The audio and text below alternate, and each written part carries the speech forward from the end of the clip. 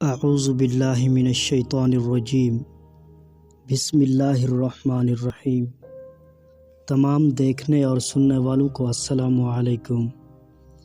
ابن ابی حاتم میں صدی بن اجلان سے مروی ہے کہ رسول اللہ صلی اللہ علیہ وآلہ وسلم نے مجھے اپنی قوم کی طرف بھیجا تاکہ میں انہیں اللہ اور اس کے رسول صلی اللہ علیہ وآلہ وسلم کی طرف بلاؤں اور احکام اسلام ان کے سامنے پیش کر دوں۔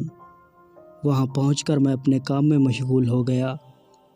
اتفاقاً ایک روز وہ ایک پیالہ خون کا بھر کر میرے سامنے آ بیٹھے اور حلقہ باندھ کر کھانے کے ارادے سے بیٹھے اور مجھ سے کہنے لگے، آؤ سدی تم بھی کھا لو۔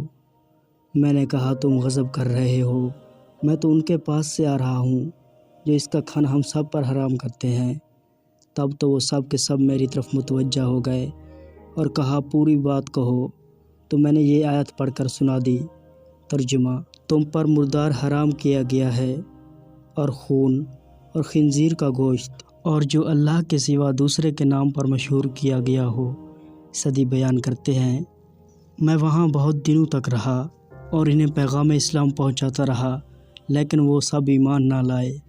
ایک دن جب کہ میں سخت پیاسا ہوا اور پانی بالکل نہ ملا تو میں نے ان سے پانی مانگا اور کہا کہ پیاس کے مارے میرا برا حال ہے، تھوڑا سا پانی پلا دو۔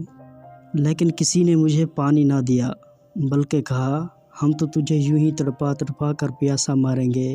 میں غمناک ہو کر دھوپ میں تپتے ہوئے انگاروں جیسے سنگریزوں پر اپنا کمبل منہ پر ڈال کر سخت گرمی کی حالت میں گر پڑا۔